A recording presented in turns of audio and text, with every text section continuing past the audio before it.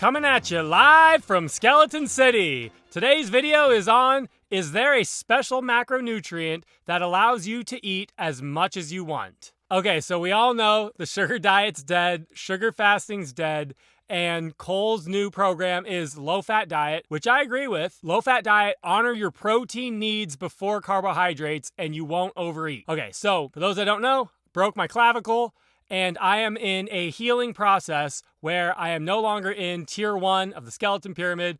I bumped it down to tier 3. I upped the protein and I'm eating unlimited amounts. I'm opening the valve and eating basically as much as I want because I'm trying to promote growth and I'm trying to promote healing for my collarbone so I can heal as fast as I can. And I know some of you will say that fasting will work and fasting is actually what I need. And that might be true, but you know, all the research I've done shows that when you're trying to heal a bone, you actually want to be in a caloric surplus and you want to eat more protein. That's all the research I've done, and I don't want to gamble with my bones.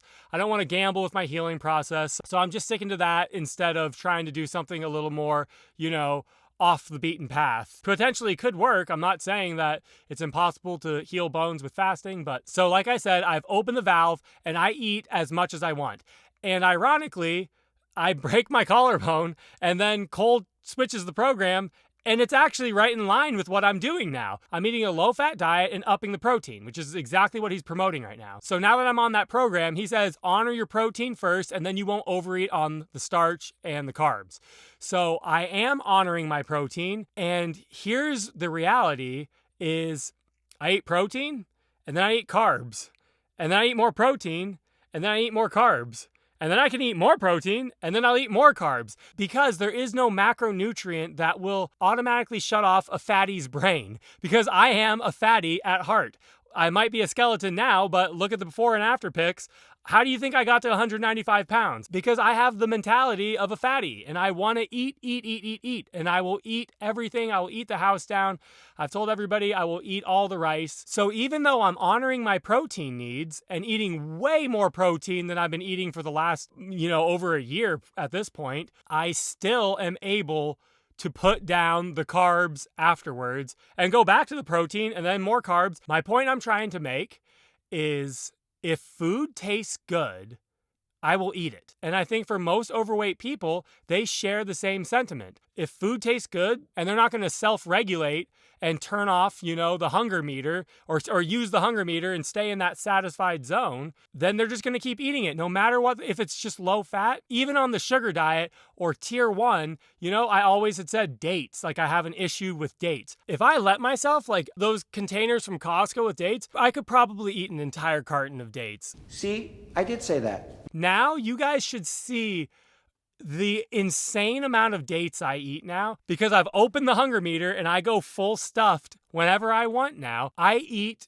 an insane amount of dates now. And someone in the comments said you really gotta, for healing your bone, you really gotta keep up on your silica, which that's like a mineral or something. But apparently dates is like the highest source of silica there is. So now I've really like opened the door to the dates. I'm like, dates, silica, like here we go. So I've been eating dates by like the many dozens, like boxes of dates because I'm allowed to now, But the point is, dates are fat free and fall into tier 1, but I have an issue with dates. I just absolutely adore and love dates.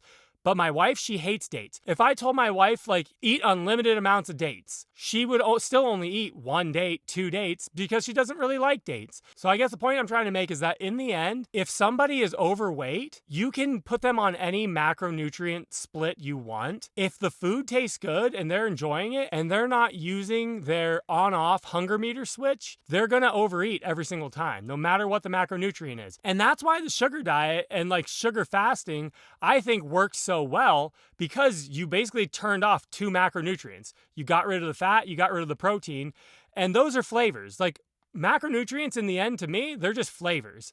Textures, flavors. The least amount of flavors you can have, the higher chance you have of not overeating. So like I said, I'll eat protein and then I'll have some carbs and then I'll eat protein and then I'll have carbs. Like right now, I'm done. I just ate till I was stuffed. And I had this idea when I was stuffing myself in the kitchen. And I told my wife, I got to go film this video right now. But I am stuffed and done, and I was done. I didn't want to eat anymore. But if somebody would have introduced another flavor or another macronutrient, which is fat, if somebody like waltzed in with, you know, like buttered toast or like, I don't know, maybe like some macadamia nuts or like a plate of greasy nachos or something like that, even though I was stuffed and full and done, like now my brain like would get fired up again. Like, oh, like more fun, tasty, delicious foods. And then I would be able to eat another whole plate of nachos. Guaranteed. Right now, Elon Musk shows up with, he says, I got $1 billion.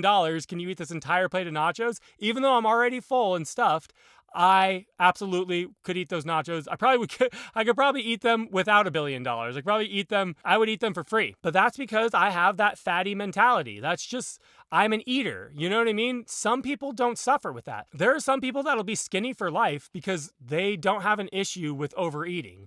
No matter what macronutrient they eat, it's never going to matter because they're not going to overeat. They're not eaters. Maybe they're just not interested in food like I am, or, you know, like my wife was. You don't get to be overweight if you don't like food, if that makes sense. You know what I mean? And that's why even with a really overweight person that's eating, you know, a zero fat vegan diet, but they can't lose the weight, it's not because they're not eating enough protein, because they could get the protein in and they'll still overeat on the starch, or they'll still overeat. It's not even the starch that's the issue. It's the flavors that they love. Even if you get the protein in, if you're not going to tell your brain, like, there's a shut-off period, there's a satisfied zone.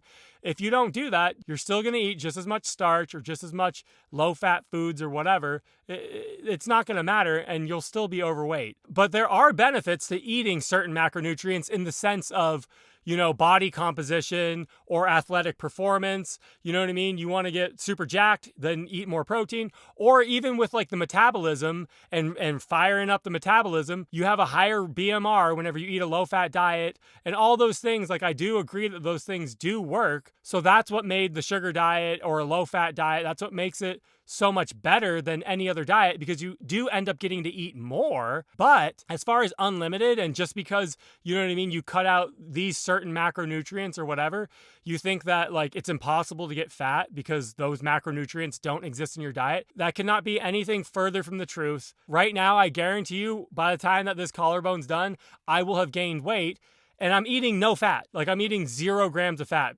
Honestly, I'm probably eating 0 grams of fat. Like there's no fat, but I'm eating lots of protein and lots of carbohydrates. And the most important part is that I'm eating lots of calories. I'm eating lots of food, like tons of food. And obviously I'm broken. I'm not doing any bike rides or anything like that. So I'm not burning off all those calories. So even though I'm eating no fat, the fat you eat is the fat you wear. If that's what we want to believe, to a certain degree, that is true. But you can absolutely still get fat eating no fat if you are overeating and not eating enough.